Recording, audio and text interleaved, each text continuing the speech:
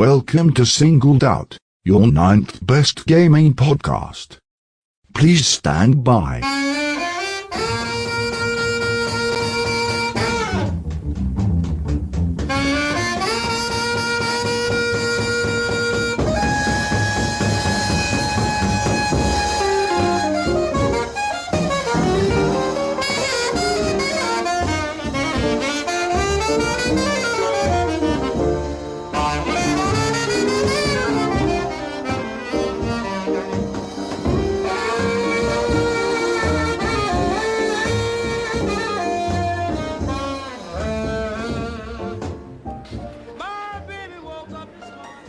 Do you have the time to listen to me whine about nothing and everything all at once?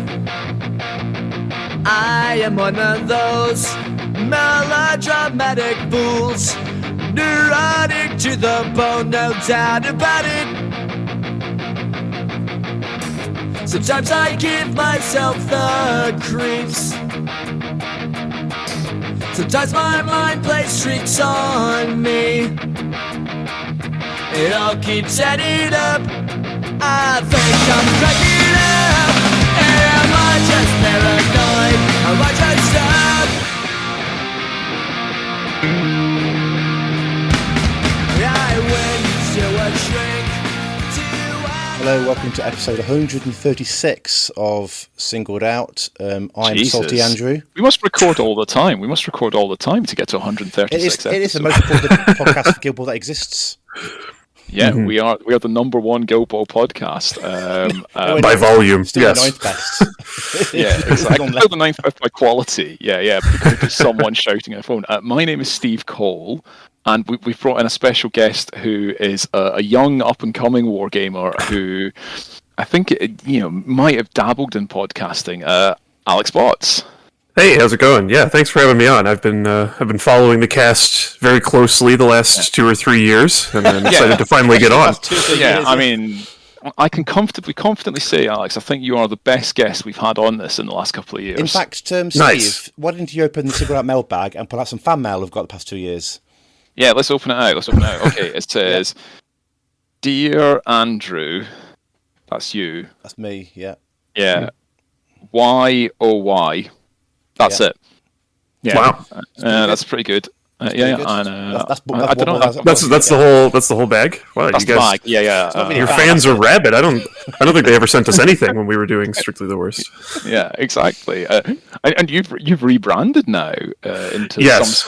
some sort of Strictly the Worst taco truck kind of thing.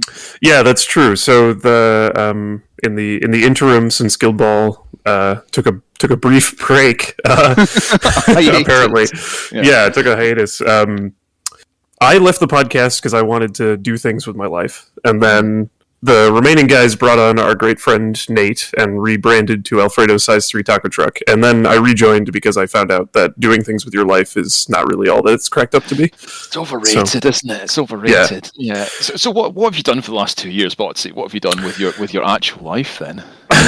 Well, I went to grad school and I graduated, and I work in the arts now, which is fun and exciting for me, but not really what anybody wants to hear. Mostly what I've been doing is playing Marvel Crisis Protocol with these other people, and that was the game that in America I feel like most Guild Ball players kind of jumped onto. I think it was more divided in Europe and Great Britain and stuff, but we've been playing a lot of Marvel. I'm not quite as successful with Marvel as I was with Guild Ball. I don't know, because I suck now because I'm old and stupid. Yeah. And Brain fog's real, man. soon. Brain fog's real.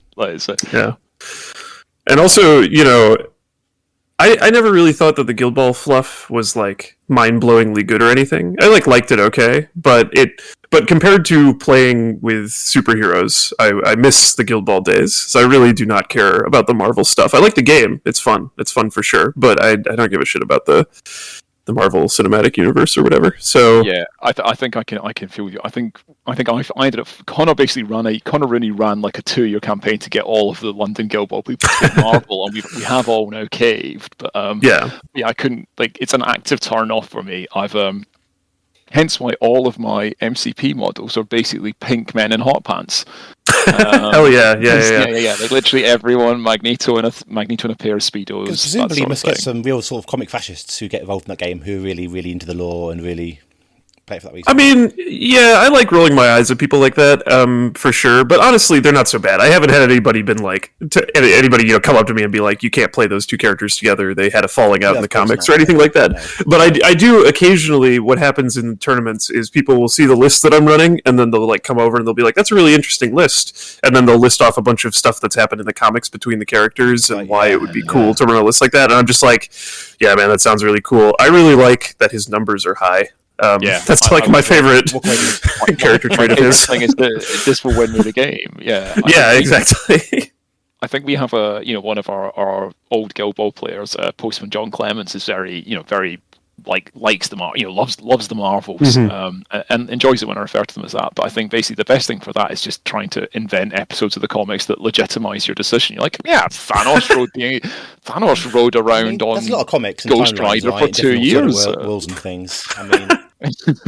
There's been so many comics that I feel like you're liable to be accidentally right at least like half the time, like actually describing a real comic. Exactly. Should we continue to bury the lead, or should we talk about? Yeah, please. What about you guys? What have you been doing? Thank you. I was hoping Steve asked me that, but Steve obviously doesn't care. I don't care. I mean, this is why I've not seen you. I just, did you not get the message, Andrew? When I returned, your calls just went unanswered. Your post that you sent, your bulging mailbag that you sent me. About 1 plus the letter saying help on it. Yeah. And all the flowers that you got returned. Those. You told me you moved address. Yeah. From the house you came to, that I'm clearly still in. I've been playing. I played Affinity for a while. It's good. The rules are both really interesting and also terrifying because there's lots of them. But it's quite helpful with the app. It's all like hyperlinked and stuff. And there's nothing more ferocious and fiery than a Infinity Rules Forum argument. Because my word, I mean, it's nothing on every other game. But it's kind of a cool game, and it's quite interesting sort of reaction mechanism to it. I quite like. But now I'm mostly playing Kings of War now. Because cool. It's really clean. The rules are really clean and really fast. You can play a game of it in like a couple of hours. You can play it on a chess clock because all your dice in your turn only your dice. So it's not like you back and forth. So it's all activation based. All the best games are played on chess clocks. Yeah, exactly. That's definitely true. So it's really nice. clean, tight. You can play a full size game in under 2 hours. And like all good games, you don't need to take the rule book with you to tournaments because they're all so clean. Everyone knows them, and it's fine. So, and also they have regular rules updates and balance passes and stuff. So it's really, really good. Seen some amazing army displays at events where they've been running Kings of War at the same time. Like I saw one guy who had a full Chaos Dwarf Mountain display board with little mine carts running down it. Yes. That sounds cool. That goes to tournaments. Because in Kings of War, unlike in Warhammer, for example, the units are all standardised set sizes. So your footprint of a unit is a standardised size. So what's on the base is irrelevant. You could play it with MDF bases if you wanted anything else. So even though it's a mass combat game, it's basically a game with 13, 14 blocks that move around the board. And for that reason, you can model what you want on that blocks. But you can do your models and everything else fighting, but you can do dioramas on each base, or it's basically a skirmish game just with really big models, isn't it? Yeah, essentially you have 13 models, and they're just you won't get more than sort of 15 models, 15 units really, unless you're playing a mad spam list. Really, so it's really good game, and you can teach someone the rules for it in maybe an hour, and then play it. Nice, So, I really like it. Really like it a lot. It's interesting because obviously I played a lot of Warhammer back in the day, and looking at new Warhammer Old World, it's interesting how that's kind of like a time capsule, right? Because the rules for that hasn't changed that much, and so this is a game I lived 10 years ago. Reading it now, so it's so on the subject of games that went away and have come back. I thought the Warhammer was a segue, Andrew. I'm going to take the advantage to use that as a segue. That's on purpose, absolutely on purpose. Yeah, exactly. Yeah, you planned it. Like it was. And the good thing with segues, you're not meant. You're just meant to move seamlessly through it and not draw massive attention to it. Yeah. So I feel like we're doing well. I think we should talk about the fact that there's been an announcement about Guild Ball. Now, before we start, I was planning on being positive about this, but Steve told me off air to be the bad cop. I'm just saying. The fact you had to go back and censor your earliest comments on the internet about the return of this game. That's really funny. Wait, I want to hear what you were gonna write that you had to censor. That actually sounds more exciting. It was on YouTube for about an hour, but I deleted it afterwards. I guess. Okay. Yeah. But I want to put it somewhere where no one will hear it, like on this podcast. Yeah. Perfect. Put it somewhere no one will see it or care. Yeah. So as of literally this evening, Steamforged have announced a very soft return to Guild Ball. Is that fair to say? With a print on demand of models for it. Right. So they said they posted this on YouTube, and it's like a 14-minute video or whatever. But they said that they're doing print on demand for all the previous models, or all the models. And they also said that they meaning I guess Matt and Rich, and then Jamie Perkins, have taken the Guild Ball community project rules, which you, Steve, among a bunch of other people, have been working on so hard for the last couple of years, I guess 3 or 4 years now. And they took a look at it, and they have some stuff that they want to keep and some stuff that they want to change, but they're going to release... Matt called it a classic rule set, which is like an amazingly useless choice of terms. I think there's no question that this is not classic Guild Ball, which is fine. I'm not saying it should be, but like it's definitely a new thing. Season 1. Bring it back. Season 1. Yeah, this is like a video game reboot, and they're going to call it... they're gonna call it Guild Ball Season 1, and it's like totally different from anything. But and then they also sort of said in that coy way that only Steamforged can do that they might continue working on it maybe in the future if people buy a lot of the print-on-demand models, which we'll get into each of these points, but that's definitely the most spurious and least reliable claim that they made. And then they also said they're doing a Q&A, like a public Q&A tomorrow night, right? Tomorrow. So this podcast will almost certainly go out. So we're recording it before the Q&A. Hell yeah. We can do. You guys are geniuses. I can see why you're the 9th best podcast of all time. Yeah, we smashed it. All time. Yeah, exactly. Yeah. And not even qualified by Guild Ball, Alex. Just the 9th best podcast. That's pretty kind of you. It's basically just Ira Glass and us. Like that's. I don't really listen to a lot of podcasts, so you guys might be the 9th best podcast I've ever listened to. I think that's probably pretty true. I'll take it. Yeah, better than that taco truck stuff. Anyway, definitely that's a hard 10. Yeah, that's a strong 10. And also you haven't listened to that yet, so it's. I listened to my own episode for the first time last week because I was trying to remember something Nate said to me. But anyway, so what do you guys think about this announcement? What do we think, Andrew? Yeah, what's your first reaction? And I'll give the official community project line on it, shall I? Yeah. Oh. Okay, so they... I always knew this day would come, right? That's a very, very, very dramatic way of saying it, but I knew at some point they'd say something to try and bring it back. The fact they kept hold of their IP, I thought it was pretty much inevitable. I thought it'd be much further down the line. I didn't think it'd be now. I thought it'd be like in 5 years' time or something. And I was always braced for the impact of being cross. And I thought, it's been a long time, but I'm still pretty cross about it. Turns out, so it was interesting. It was an interesting reaction. Interesting video. Because they were talking about the apology, and they said the apology was mistaken. And they said, it was. And they all agreed. But now please correct me if I'm wrong about this, but in my mind, they said, we aren't sorry about what we said, we're sorry about the way we said it. We said that it was the wrong way of delivering it, but actually what we said was correct to a large degree. Now, is that what you got from that? Because that's what I got from that. I got correct decision, bad messaging. That's what I decision bad messaging. From that. So are they still saying that their points of view were correct? Because point of view they said in their original post was, for example, they said that it was the community's fault for being too competitive, which basically means it's Alex Botz's fault. Effectively. Yeah. Nice, hell yeah! I mean, no, you're flattering me. A lot of people worked together to kill the game. Because ball killing, I feel like ball killing was literal. Actually, it did kill the game. And they mentioned that, of course, in the episode. Because it's interesting, because of course, I mean, Guild Ball was marketed as a very competitive game from the onset, or tournament ready from the onset. After all, it came out of War Machine, which obviously is very competitive as well. In that same article, they mentioned COVID being an issue to the game's development, because if you remember, that same year, Steve, on a podcast, they released the field test. Remember that? And I believe Matt Hart came onto our podcast and talked about the field test a fair bit. But by then, we learned afterwards they'd already planned to kill the game because they'd ceased R&D in the game before Christmas. So COVID had nothing to do with it.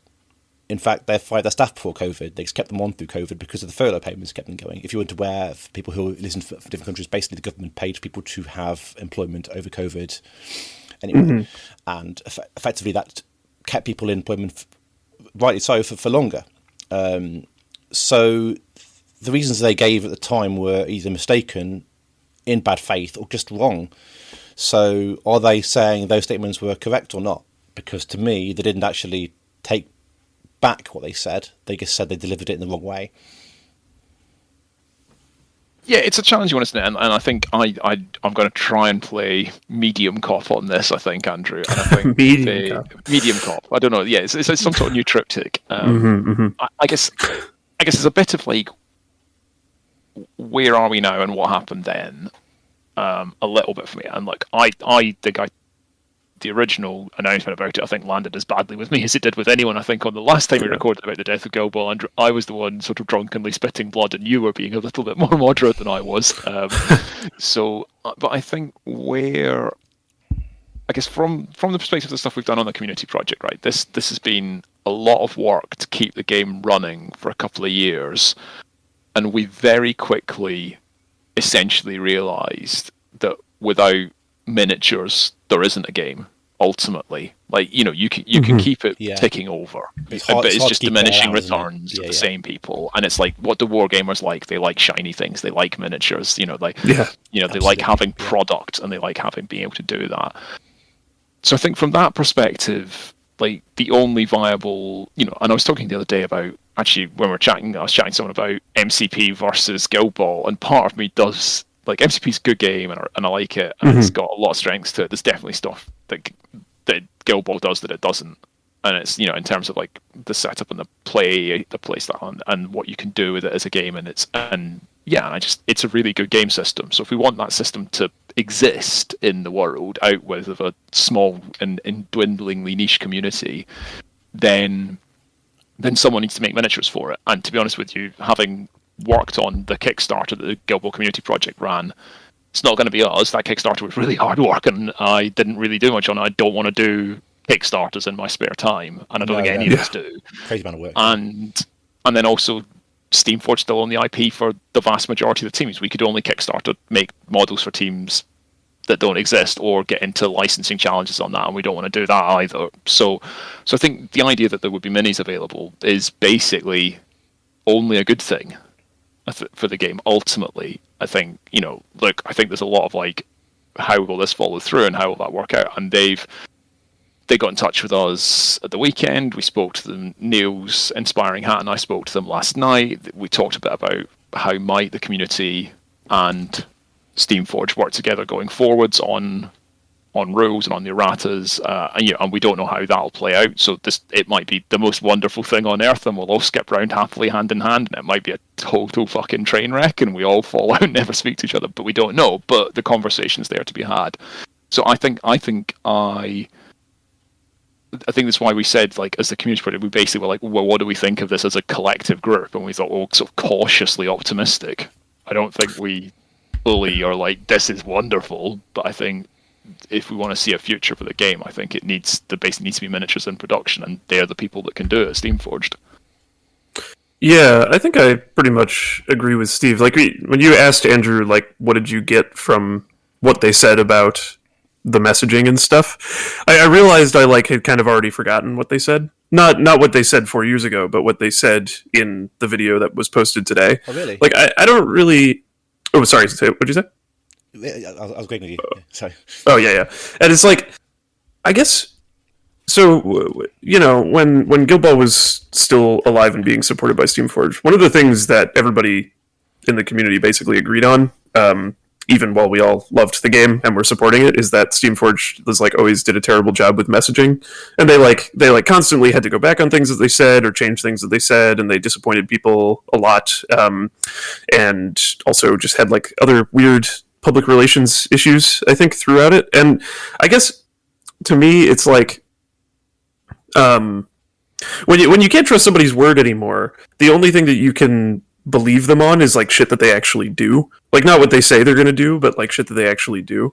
And so, I guess I 100% agree with Steve about the models existing being good. And even before this thing came out, and I had no advanced knowledge of this. Like, I'm friends with Steve and Mike and a couple other people on the GBCP community, or the I don't know, board or whatever. But and that's the mighty the committee steering committee. Yeah. But nobody told me anything about this before today, so I didn't know any of this was happening. But even so, in the last like 2 weeks or so, I just kind of been talking to people and noticed that there are a fair amount of people playing Guild Ball in real life again now, mostly in the United Kingdom, mostly not in the US, so it's not something that I can personally act on, but it made me more excited to like follow the game anyway. And so if Steamforged doing print on demand means more people start playing again, then I think that's pretty cool. How they do this new rules thing and how they interact with what the community project has already done, like all the work that they put in, that kind of matters a lot to me for whether I think this is like a positive thing, but we won't know until they post that, and we won't know until they start working with Niels and Steve and Mike and everyone else, or don't start, or whatever it is that they expect to do, and then I'll kind of revise my opinion about it once they start doing that. But the idea that Guild Ball is like sort of tacitly associated with a game company again, like an official game company, and has like an acknowledgement of its existence, I think is probably good for people who want to keep playing the game. And I think that's about as much as I can say about it. And it did kind of give me, it's like a little bit of a bad taste in my mouth, because it's not, I want to treat Steamforged like just a faceless company, basically. Like, it's just, I don't have any personal feelings about it. What'd you say, sorry? I don't think you can really with Steamforged, because they've made pains in the past of making sure they're not. Yeah, exactly, and that's what I was going to say. Sort of is that it's a little bit of a bad taste in my mouth seeing specifically Matt and Rich talk about this, just because those are the same guys who said stuff that really made me mad a few years ago. And I think I didn't actually check before I got on the podcast here, but I think I'm still blocked by both of them on Twitter. So I mean, it's not like, it's been a while, and ultimately it's miniature wargaming. It's not the most serious thing in the world. It's not even my career. But it's still a little weird to see these guys who I thought were kind of jerks and kind of assholes and stuff talk about this stuff. But if it's better for the gaming community in general, I'm willing to ignore that and mostly focus on what the company actually does one way or the other. So, yeah, I don't know. That's basically where I'm at. I think that the actions thing is a fair point, I think. And yeah, I think I think that, I guess one of the interesting things about this is sort of, look at me pretending I'm on the side of everything's wonderful, is I think, like, on a really basic level, like, the workload to basically turn all of the existing guilds into STL files for POD, that's quite a lot of miniatures. Like, we don't know the quality slide, we don't know how they'll produce out, but like from the conversations we had, they have been through every single model in the Guild Ball collection and re-engineered it for POD. So that is some work. This is not an empty piece of work that's been done even so far. Right.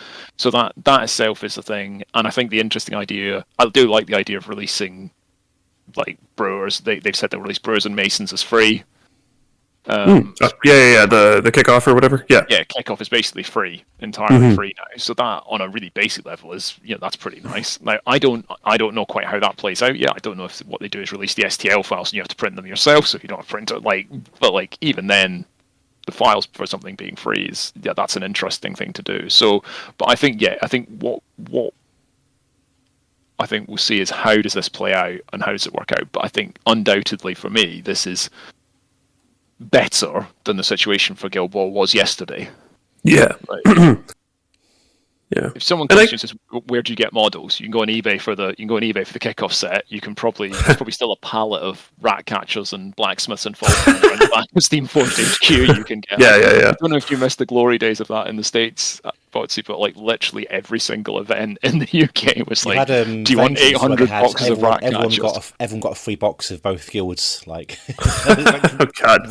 Yeah. No, I remember. Please take them. I mean, the rumor I heard about that, which I don't know if it's true, but was that they literally just someone literally just put a 0 on the order number.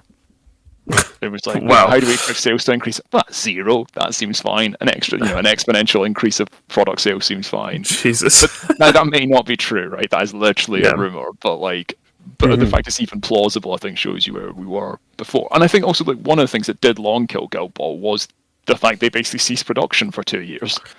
Yeah, I mean, I don't even before the whole thing about like the players being not what Steamforged wanted or competitive play killing Guild Ball or whatever. I mean, it was very clear that Guild Ball was already not doing well, and it was very clear that the reason for that was that they could not get through like a single month of releases without something going wrong, like something being delayed 3 months or whatever. Say like, can I get into this game by these guilds? And go, you can't, because they're a metal, they're discontinued, they're onto PVC, they're onto resin, you can't buy these guilds. And that was a long time. So that they skewed in one direction to the next.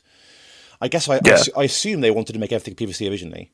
And they realised they made models with that models that didn't actually have a face. Yeah, right. And then they went into making sort of some of them in resin, like they made like lovely Morticians resin set, gorgeous models. But the constantly just slewed from one direction to the next, and the supply chain was an issue for years before this, wasn't it? And then the campaign for Indiegogo, which had an astronomically high. I forgot about that. It was it 100k per guild you had to make or something? It was something crazy prices, crazy number of sets they'd have to sell, and they got a lot of bids, but nowhere near enough. Like it was such a high number, they thought they were never going to succeed unless they had a massive resurgence overnight, and that basically killed that idea.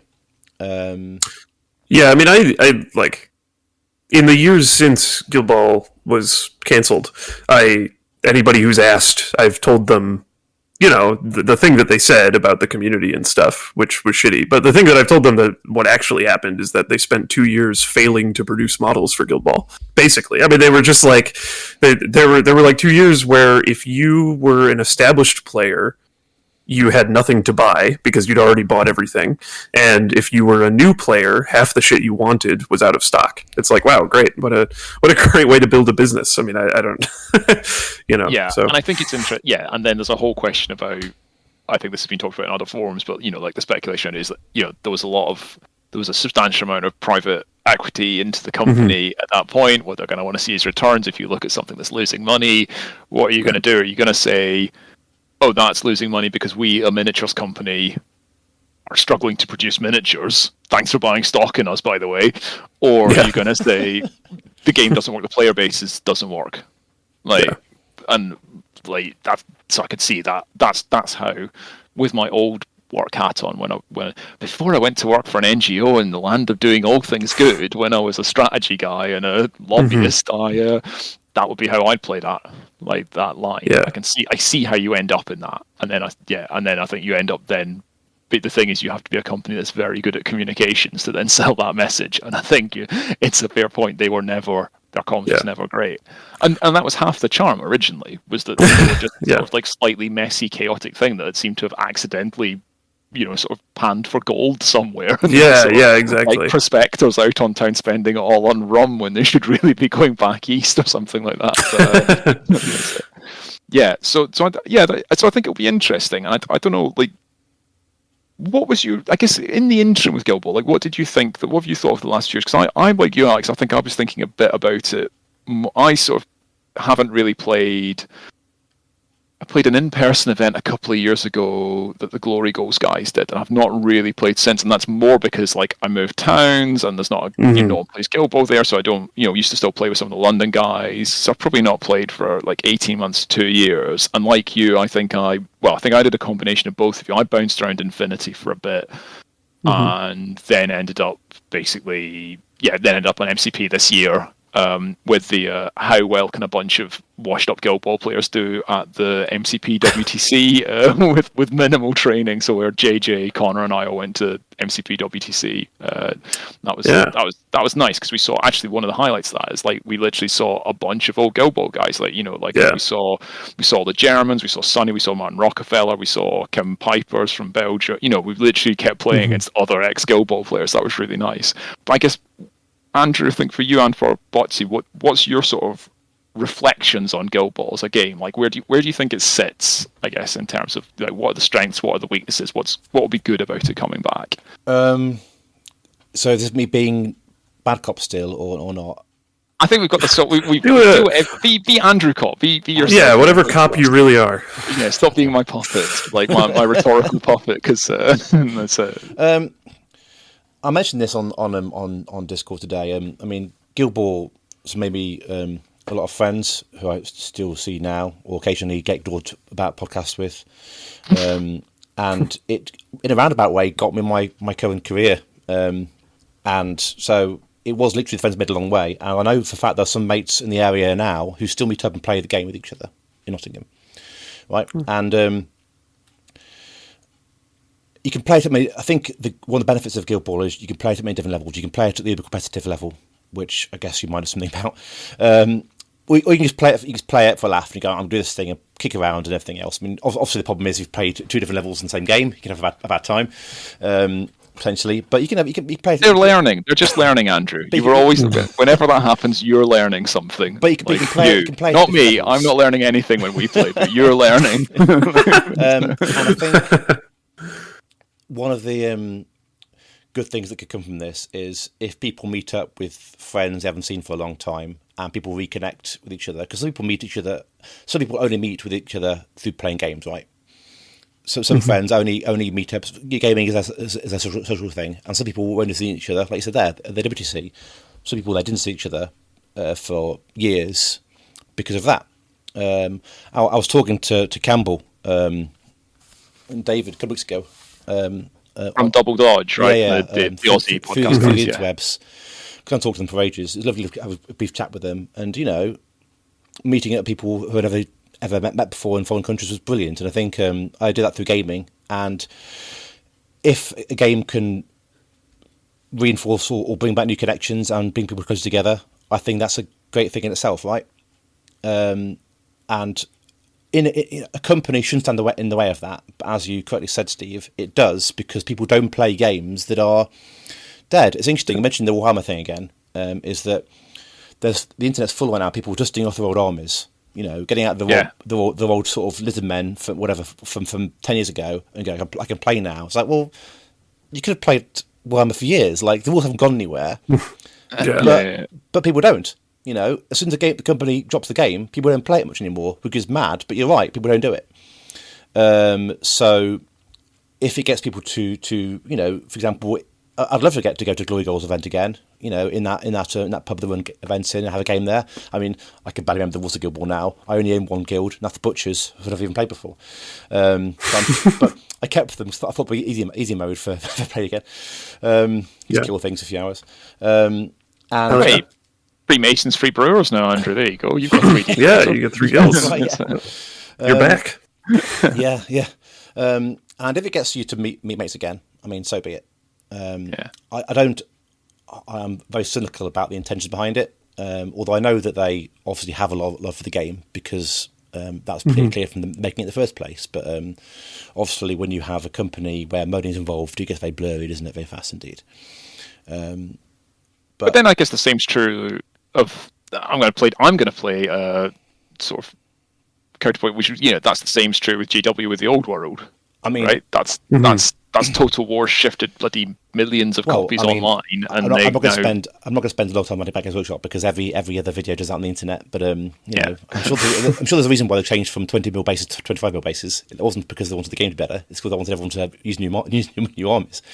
Yeah. So let's talk about the guys. Like, what about the game itself? I guess having reflected on it a bit, and I guess compared to other games you've played, so where do you see the strengths and weaknesses of Guild Ball? Up until Kings of War recently, I've not played a game as clean as Guild Ball. since. Yeah. I mean, Kings the rules are very clean, but even that hasn't got the precision of Guild Ball, but it doesn't need it as much. You've got much larger distances. And it's fairly balanced as well, with a fairly good community in terms of handling it. But, for example, playing Infinity, that was a game I played after Guild Ball. It was such a different experience, because in that, you can't just pick up in half an hour. And I've had times where I've arranged to play a game of Infinity with a friend, and we haven't played because actually we haven't played for 2 months, and we can't be asked to relearn the rules. Right? Yeah. That's not the case. That would be the case for Guild Ball or what might Infinity be now. feels slightly like second edition Epic Space Marine, like where it's like so thematic, everything's so thematic, but it is like you need to play with a rulebook in your hand. And what about you, Alex? What do you think compared? Because and also I guess specifically with MCP, and I'm happy to chat about that as well because I found the comparison quite interesting. Yeah, I mean, I think Guild Ball is still pretty clearly my favorite tabletop game that I've played. It doesn't mean that I think that all other tabletop games don't have merits or anything, but I mean I guess for me, I want the tabletop gaming experience to be like clean and competitive and focused on like a lot of micro decisions and really tightly played on the clock too, which I think Guild Ball is also good at. And actually, a downside of Guild Ball is that I think I kind of disagree with you, Andrew. I kind of think Guild Ball has to be played on the clock. I think a lot of people. No. You know what? I think you're right thinking about it because I think if you don't play, the worst games of Guild Ball I've ever played were all the all games. Where, because you just keep the game, can't you? Just hide in the corner whenever it doesn't work anymore. Yeah, and comparing to Marvel, I guess. So Marvel has maybe like 3 things that I think are better than Guild Ball. One is you don't have to play on the clock. The game kind of resolves itself after a certain amount of time, even if you aren't clocked. And also it has a hard end, which Guild Ball only does by points. Well, first of all, Marvel I think just gets resolved quicker in general, but also... it's got 6 turns and you score in his first to 16. So either you time out, you run out of actions, or you run out of, or you score out. Right. And then another thing that I think it's better than Guild Ball, this is debatable, and I'm not even sure I always think this like every day, but the way that the scenario, which is like the way that you score points in Marvel, is set up, means that there's a lot more reasons to interact. So there are fewer legitimate strategies that are intentionally uninteractive in Marvel. They still exist. And they still are strong when they do exist, for sure. And I mean, I think that's kind of a natural state of asymmetric tabletop games to some extent. But I think Marvel does a better job of incentivizing you to hit each other more, interact more as with you each say, other. It definitely doesn't stop it. Like Connor Rooney's told me about a game, a final he's played with Patrick Dunford at the London thing, where it was, like season 3 Guild Ball. They literally no one came off their deployment line. They were just like, we are not interacting, because whoever does. So it's still. But I agree with you because you've got that. You're fighting over objectives. You've got that forced interaction, don't you? And specifically, where so there are 2 types of crisis, 2 types of scenario in Marvel, and you have both in each game, like one of each. One of them is called an extract, which you don't need to know, but it's basically like the Guild Ball, meaning somebody picks it up and moves it away, right? So that's uninteractive, for sure. But then there's another thing called the secure, which is like King of the Hill. It's like, it puts a couple points on the board that do not move. Like, you are fighting over where they are, but... Yeah, and so because both of those exist, there's like more reason to be on the center of the board in general. Though I'm also, and maybe this is the particular brain disease of former Guild Ball players, but I'm also playing a faction that is like really focused on taking as many of the extracts, the mobile ones, as possible, and then running away with them. So I spend a lot of games staying as far away from my opponent as possible now, and I love it. But so are you going to kill MCP as well then? No, I'm not good enough for that. Somebody will, I'm sure, but I don't think it will be me. But one of the things I found that was interesting about MCP compared to Guild Ball, thinking about the two, was actually so interesting because MCP, I think the model numbers are high. There's more models and there's more factions, but actually, I found and this might be I found faction homogeneity slightly higher in MCP because you can basically take any model and put it in your roster. So actually, the sort of the color pie of the factions is sort of less extreme than in Guild Ball, and in Guild Ball changed at the end. I think with the third captains, that was that was a interesting decision, in that the third captains actually, in several cases, like wrecked the design space of the guilds. Yeah. Like say Soma and Rivet basically just ate. Suddenly meant these guilds were in design space they shouldn't have been in. But I was thinking about that playing MCP, like, because I've been jumping factions a bit, and I've been playing mostly kind of slightly fighty factions, but but it was like, oh, they're quite similar in a way that I think they're not as extremely varied as Guild Ball factions were. Yeah, no, I think that's true, and I also think it's probably as MCP gets to be an older game in general, I think it's going to be harder to avoid that, because I think the best players are going to get better, and when the best players get better, they usually tend to agree more on what's really strong. So you'll see a lot of the same models across factions. I totally agree with that, and I think another thing in Guild Ball's favor, and really I do think that Guild Ball is still my favorite tabletop game, but another thing in Guild Ball's favor is I think that the playbook remains the single best tabletop game mechanic I've ever seen. Like, I think the way how it's so expressive in such a small amount of real estate on the card, it like determines how a character behaves super efficiently, and you can do a lot of creative stuff with it, both from the design side, like creating new playbooks, but also just as a player, when a playbook is designed well on a card, it feels extremely complex. The things you can do with them and how you can interact with the board and everything. And I think it's so good and so expressive, and I don't think there's anything quite like that in Marvel. There's other cool stuff about Marvel, for sure, no question. But this isn't like let's rag on other games sort of thing. But of course. I think that is like a fundamental strength of it. I think the original sort of way the factions were so expressly sort of thematic and faced their sort of color pie, and actually also I think the thing the playbook does really well is I think there's an assumption that games with spikes are fun.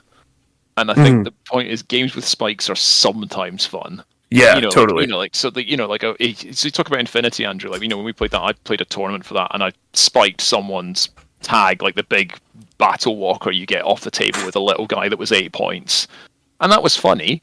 Like, but if I did that like 3 games in a row, it's like, great, I rolled really high 3 games in a row. And if I am playing the game. Yeah.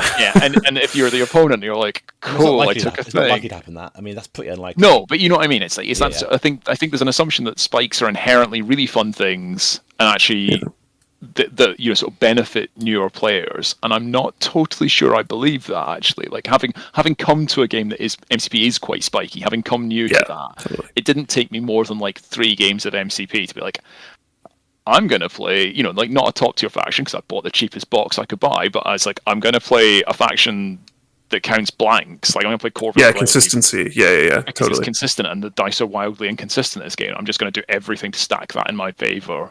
And manage that out. That's fine. Carry on. Okay. Well, just the other thing I was going to say is the combination of the playbooks and how dice pools are created, specifically that like crowd outs and gang ups, makes it feels like there's just like a ton of skill expression in every position of every model at like basically the entire time throughout a game of Guild Ball. And so I guess I just think that it feels like a very nuanced and deep competitive experience that's worth mastering, like worth learning deeply from start to finish of like almost every Guild Ball game. I mean, obviously, if you're like a god at the game and the other person you're playing against has only played twice, then it's probably not going to be very interesting. But everything other than that, it feels like you always have something to optimize, you always have something to learn, and I think that's really cool. And I think the best games of Marvel or the best games of War Machine totally feel like that, but I feel like more games of Guild Ball feel like that more often. So that's what I like about it. Interesting. Here's a question for you then: If Guild Ball wasn't murdered and it was financially doing fine, and alternate reality where it counted money, do we think at some point it would have run out of design space? For example, would guilds have got taller and taller? Would it have got wider and wider with more guilds? At what point would it have capped out? Would it have capped out, do you think, in terms of space? We've thought about this quite a lot on the community projects. We ended up thinking about what do you logically do? So logically you fill out the minor guilds, And then I think the bit that actually was the big design space limiter, we thought, I always thought, and I think Mike and I sort of chatted about this quite a bit, was if you could do anything with it and you're going to keep it viable, the third captains were a design error, right? You don't want to take people's toys away from them, but they ate too much. So you can take like Soma, for example, and Alchemists, like suddenly just giving Alchemist this incredibly fighty model. Yeah. Like, where you're like, so I can now really, so if you play Alchemists, you can really easily kill 2 models, but you're actually a football team. So suddenly it removes some of those decision points that you're talking about, Alex, because it makes it like I can do anything. Like there's no yeah, totally, and balance will what, always hurt that for sure. So I think in order to free space up, if you wanted to add more guilds, the way you free some more space up, you should make all the third captains into squaddies. So you don't take the toys away from them, but you just make the third captains into squaddies that do that kind of odd stuff, and you take the interesting bits of their design. So say with like Rivet, you take Rivet's toe, but you don't take the fact when she came out, she could just murder any model in the game if she wanted, or and so I think there's stuff you could do with that would then give you more space if you wanted to add additional guilds on it, because I think the big designs, the limit thing that you want is the captains. And I think beyond that, you can I think you do hit up against headroom for squaddie numbers, and we ended up with that when we looked at Eratus. You're like, I think you we chatted a couple months ago, didn't we, about Vet Gutter that Niels had redesigned being, and I think we fairly overshot that. But as soon as you're competing against strong models, you have to make other models stronger for them to get picked and so on. So you can't just have like 18 strong rosters, because But what you could do, I think, is the other one you could do is blend rosters, which I think you've talked about before, Alex, which is like, you make minor, because that would be an interesting compositional thing, because then you have some genuine squad selection dilemmas, whereas what you usually have your 12 is which 2 squaddies which captain do I drop, which 2 squaddies do I drop, and which mascot do I drop? Whereas, do I want any of these 18 models in this combination is more interesting. Yeah, I think so too. I mean, if you really got to a point where like the balance is too tough, I mean, maybe it's time for a new edition or something like that. Like, I'm not saying right now, but like in general, you could do something more extreme like that. And like, I think, Vince and Pat and Nate and I have talked about this before. Of course, plenty of times over the last few years, not indicating that we were actually going to do anything about it, but just like, if I was king for a day, what would I change and stuff. And I think Vince came up with a couple of cool ideas, mostly to do with like that I wanted to add on to as well. That mostly to do with like how the ball works and how scoring works. Like try to figure out a way to force people to pass the ball around more and make kind of like a gradient of scoring. Like make there a way for you to get 2 points from a goal in like a shittier way, and then make there a way for 4 points to have more requirements or something, so people interact more. So I mean, those are all big conceptual things, but I think like the space to play with is the point, I think. The other one I think you would look at for that and that big picture stuff, like the king for it is one of the things that is really good about Marvel is their clapback mechanic. It's not an equivalent of that in Guild Ball. So in Marvel, basically the more damage a character takes, essentially the more momentum and power they have, and the more really strong shit they can do.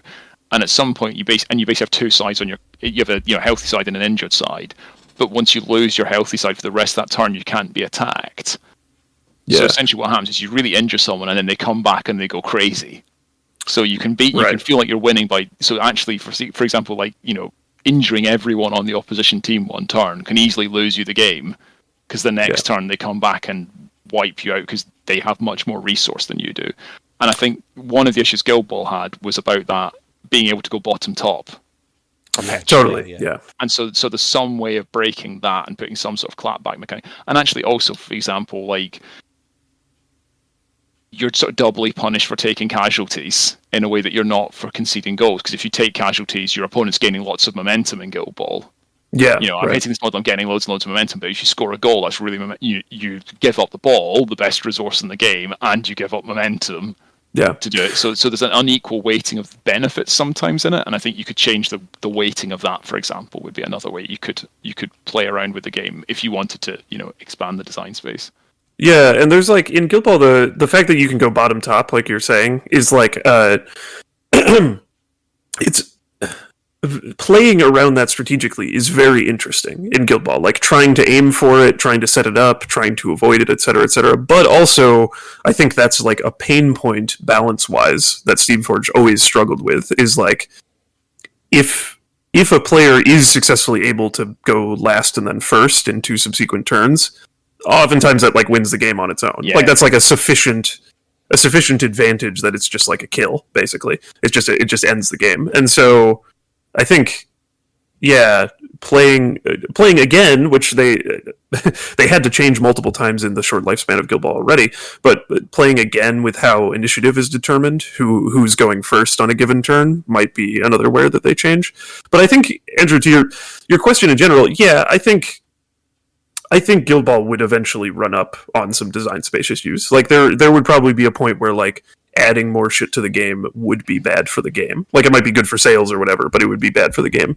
I just don't think. I think I think a lot of people who were really dedicated to the game understood that. Always either implicitly or explicitly said that, but. It just felt like that when it did die, we weren't there yet. You know, it was like it was too early. It was a premature death. It wasn't like.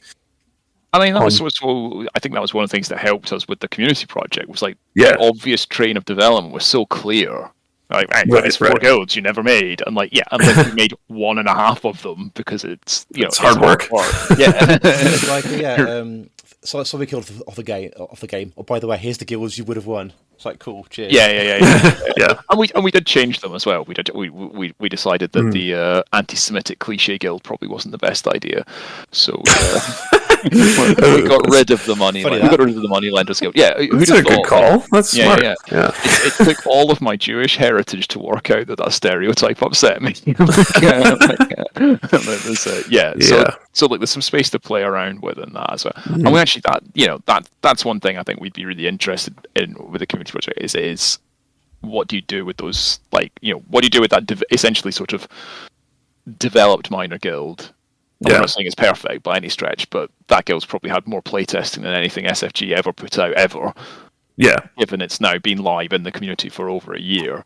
And and then the other one we kind of we got as far as the design space and the artwork, and I think we came up with there's some quite cool ideas in that guild for the Lumberjacks guild, and the idea of having a model that can split into 2 different models and recombine sort of thing, which didn't get played with ever in Guild Ball. It's 2 guys with a big saw, like with a big long. Oh, that's great. That's really cool. What they call cross and cut. That was the idea, I think, so because a cross cut saw is that big saw, isn't it? Yes, there's stuff like that you could play around with. So I think, it'd be interesting. I think it'd be interesting to see where they go on all this stuff, right? And I think one of the things that worked well from the errata perspective, I guess, that people might not have seen behind the scenes is, like, where it wasn't a group of professional game designers, so you can argue about the quality of the changes that were made, and fair enough. But like, actually, one thing that did work really well is the group that worked on that were maybe 10 people, and they would literally all sit down and we'd all vote on what's the number 1 model you want to change, what's the number 2 model, and we'd basically all as a group come to an agreement. Okay, these 10 models get changed. It's why I could never get Peck errated because no one else. You couldn't. The political pitch didn't work. The Bane of Alchemists model wouldn't. No one agreed with me that they needed to be better. But that was an interesting process, and I think in terms of like crowdsourcing it, even on a really basic process of thinking about how do you take on board what a community knows, what a community feels about a game versus what a set of designers feel about a game. That's quite an interesting way to do it. Yeah. So, I mean, that is interesting. Yeah. Given how this is being recorded on Wednesday, and currently timed with the Q&A happening tomorrow, so we're going to be completely out of date. I'll try and get it released before then, because let's be honest here, the only thing we've got to edit out is Alex's swearing. Sorry. We never edited swearing out the podcast. We stopped doing that after I started. That's because I stopped stopped doing it. You stopped doing it. You should have told me, dude. I forgot that was the thing. I'm sorry. No, I don't think you need to worry about that, Andrew. I think it's unnecessary. Standards, Cole. What, have you listened back to the episode in lockdown where you got me and all of the Glaswegians on it? Exactly. And I think was that the shirtless one, or was that a different one? That was a different one. That was a different one. That was the episode where you got my brother and Sexy Daniel on, and I think Sexy Daniel lasted 30 seconds before using the C word repeatedly, and you gave up. So I think we're fine. Okay, so the children who are fans of this kind of actually by now they're all grown up anyway. Exactly, they're all adults now. Yeah, exactly. They've got jobs, kids, 401k. Yeah. I mean, Alex was the youngest person in Guildball, and he's got facial hair now, so it's exactly more than me. Yeah, one day, Andrew. One day. Try. Yeah. Actually, I found a chest hair of the week. Terrifying. Wow, congratulations. Anyway, what was I going to say? Oh yes, the Q&A. What questions would you ask? Ooh. What would you ask, Andrew? You go first. So, assuming I would ask something that's actually would get answered rather than ignoring it, because they go that twat's being salty. Let's ignore him. Should you just say we're not swearing? Well, it seems it's fine. I said it's fine. All right, tell you what, listen, address all concerns about swearing to the Guildball Community Project, care of the Inspiring Hat. Just DM Send it him. to the singled out mailbag, and we'll read it out next. It's singled out at mailbag. Point of view next episode.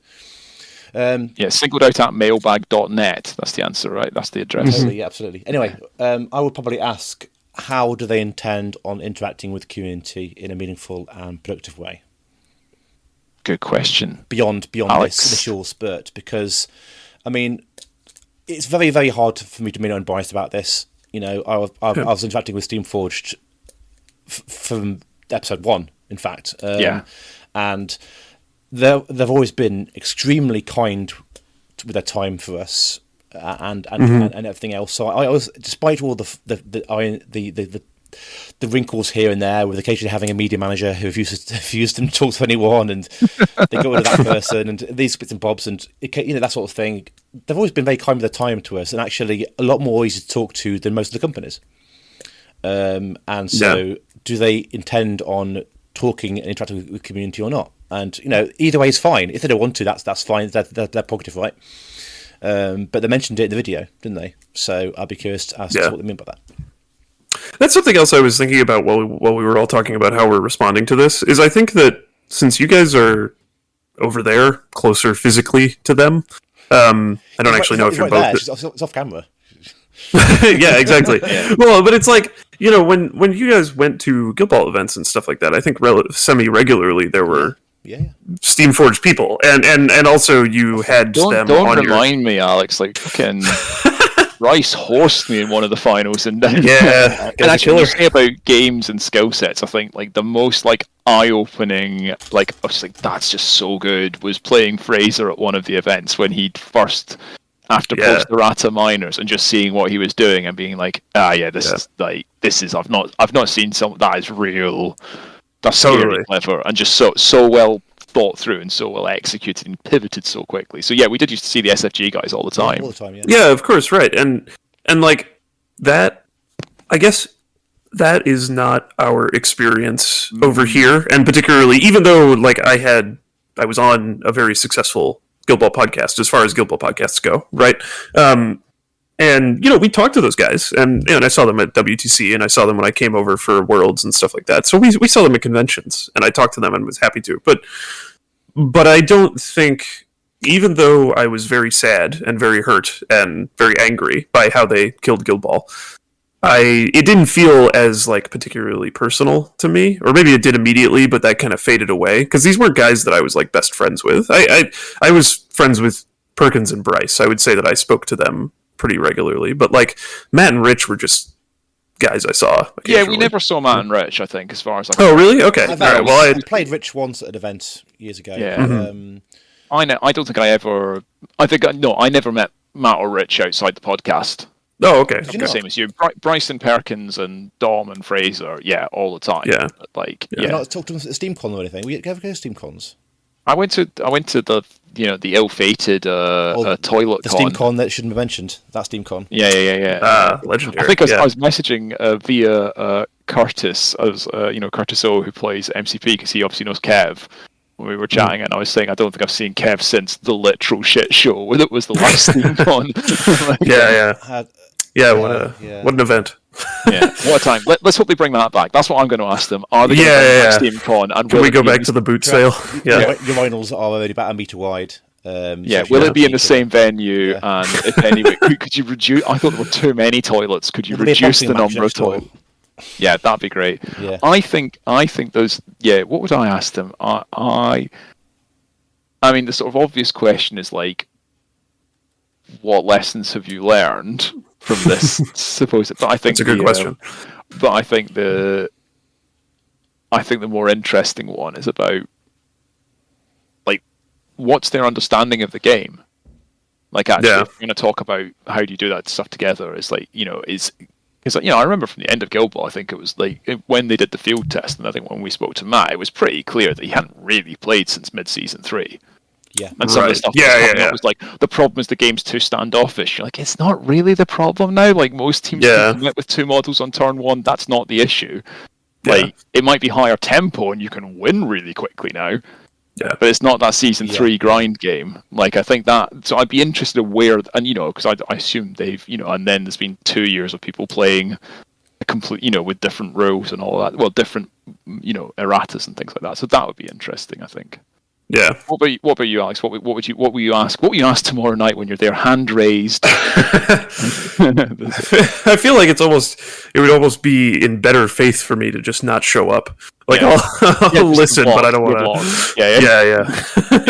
Yeah. Send Vince instead. Send Vince instead. Yeah, there you go. We'll send I don't know. Jason. We'll send Jason, Andrew. We need to dig Jason out of whatever he's doing now. Like, what is he doing? Is he I mean, still in the thing is, Hobbiton or it is in something? Norfolk, so his internet connection involves 2 cups and a bit of string. Yeah, he won't know anything about it. He's going to go wild when he finds out about this, when the horse reaches. Mm-hmm. He's playing like a lot of Lord of the Rings still, I think. Is he? Yeah, because I guess Middle Earth and the Shire is kind of where he lives anyway. So Sort I of don't know if is, it's isn't it? accurate, It's, yeah. Yeah. So question number. Yeah, sorry. go for it. Question number one. Question number 1, I think they probably wouldn't answer, so I'm not sure if I'd ask this. But my biggest question is like, how do they want to incorporate the Guild Ball community project, if at all? And I assume they're still figuring that out, or maybe you guys and they are still figuring that out. Whatever. They probably can't talk about it until they make a decision. The thing that I might ask that I would actually expect to get an answer from is like, do you actually want to work on Guild Ball again? Like, is the idea that people are buying models and therefore you feel obligated or to keep developing it, is that actually like exciting, or would your preference be to just put up the pay on demand and never say the words Guild Ball again? Because I think that they might honestly feel that way, and and I wouldn't blame them for that. I don't know, it's like it's sort of hard to tell what they want, and I don't know if they would tell the truth if we asked that. But like if Steamforged was just like, hey, we're going to put up the print on demand because we figure we'll make like £100 on this a year, and then we're never going to mention Guild Ball again. Yeah, honestly, I'd be okay with that as long as they just said it. Like, I don't want to field any more questions about why did you kill Guild Ball? What when you bring Guild Ball back? I wouldn't. Yeah, again, I mean, I think that's that'll be ambitious to see. Yeah, I think the first. I think actually, weirdly, I can probably just about answer the first question, Alex, which is, oh really? Okay. We don't know. I think they don't. They don't know, and it's sort of the conversation we had with Matt and Rich was very much, as far as they phrased it, was pretty open. Actually, it was like, what do you guys want? Because it's a realistic question for us as well. Part of me is like, amazing, we don't have to be responsible for the entire game anymore. Like like I said at the start, like I think if you think of who's in the community project, like Mike's working in a school, he's really busy. Mike and Neil's both work in schools at different levels, and they are busy. That's a hard job, Andrew. You know that. Well, it's a hard job if you're good at it, Andrew. I think you might struggle with Damn. but that's a tough job. Skerolf is a director in a big pharmaceutical company. I'm the director of an NGO. Yeah, like we are busy, right? And there's a reason that a number of people on the community project steering group, just couldn't commit the time to it anymore. I think Sam, for example, right? Sam was great on the community project but obviously, I imagine he's busy counting his his Longshanks data millions. But he's got a young family, he's got a job, so actually part of this is about. One of the things that's interesting for me about this in the community project is, does this bring more people into the community project? Because we definitely had more people involved in it, at the start of the project than we do now. I mean, when this started, I don't know if it was you, I can't remember if it was you specifically, but someone in the community project asked me if I wanted to be on the committee, and I thought about it for a while because I was excited about the idea, but I had just gotten into grad school. I was just heading into grad school and stuff, and like just moved, and then COVID happened and stuff, and I was like, ugh, God, honestly, I don't think I have time for this. Like, I don't think I can care about this for the next 2 years. And so I think if I was in your position and I had cared about this for the last 3 years, I'd probably be like, please take this from me. As long as it's not going to immediately explode, I would love for someone else to be worrying about this for a while. So yeah, I think there's a terms piece that, and I think like that's, and it's, in all honesty, like it's a lot of work, right? It's it's a lot of volunteer work, which is fine. Like we knew what we were getting into, we wanted to do it, but I think if it helps re-energize the community project, that actually might be a really interesting benefit. Yeah. Is actually this whole increase cycle could work well for it. And, personally, I'd quite like to see completely different people running the community project, within a few years, if not sooner. Yeah. And from a re-energized community, I'm happy to hand over that baton. Once I get all my busted lamplighter changes through. Of course. And once you collect your giant paycheck that I'm sure is coming for all of you. Oh, it's going to be so sweet, man. I'm going to make all the money, because I invested all that money in that Finnegan's Wake RPG, and it just didn't work out. So it's that never. Yeah, it was sad that there were only 5 backers, and I was 3 of them. But I know it was you and James Joyce's great grandson. It's a big war gamer. But don't worry. Oh, sorry. I was going to say, I feel like I should interrupt this conversation just to say that, like, right now, or about 20 minutes ago, in the local Discord for my game store downtown Chicago, there's, like, 3 people talking about getting a game night together for Guild Ball. 3 people that are none of them are me, Vince, or Pat. So, cool. Yeah, it's already worked. It's exactly. It's interesting, and that is interesting. Like, obviously, yeah. like that has like blown up the GBCP Discord in a way that's not happened for a long time. Fascinating how a company saying something has triggered all this. Well, as I've said before, anyone could have paid this forever. But a company who, in some people's eyes, isn't that popular says something, and suddenly everyone goes, It's mad how that happened. Yeah. Well, obviously, it happened to us because that's why we're here talking about it. It happened. Yeah. Well, people crave legitimacy. Right? Yeah, they do. Lots of speculation. That's very true. Yeah.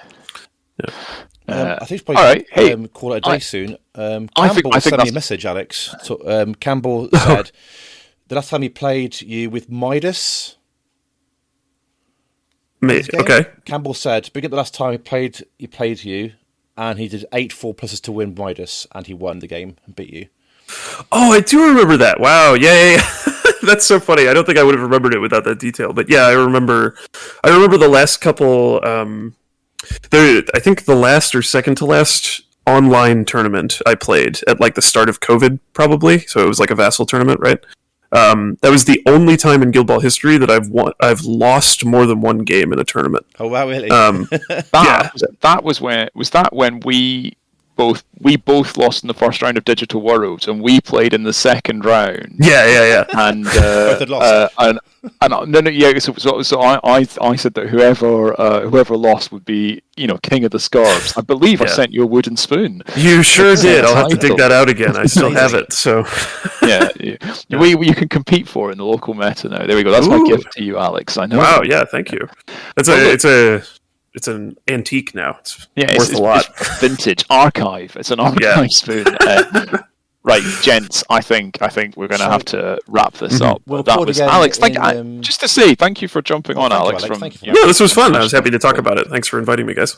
No, that's our pleasure. Nice to see you. Maybe we'll see you at a Guild Ball event. Guild Ball 40k in. Wow, they're jumping a lot of seasons. The future, I mean, that's fine. As long as I can play Eldar, I'm fine with that. All right. Hey, brilliant. Okay, well, good to see you, Andrew. Are you going to do your? What's the outro for this? I can't even remember if we had an actual outro. I mean, did you actually ever listen to the episodes? Yeah, I can't believe once or twice. Well, I'm not going to tell you. You're going to listen to the episode. I use the same outro every single episode. Well, apart from the really early ones. Oh, it's the Hitchhiker's Guide to the Galaxy music. That's right. Or something, yeah. That's right. We should also, what's it called? Flight of the something. Oh, Journey of the Sorcerer. Journey of the Sorcerer. It's the Eagles. Oh, yeah. That's right, yeah. There we go. Well, enjoy the dulcet tones of Zaphod Beeblebrox lulling you into a bold new year of Guild Ball, listener. Maybe listeners, plural? We might get 2 listeners for this. It's a little optimistic, but yeah. Well, Andrew said I have to listen to it as well, so as long as he does, then that's 2. Yeah. That's it. Thank you. Good night.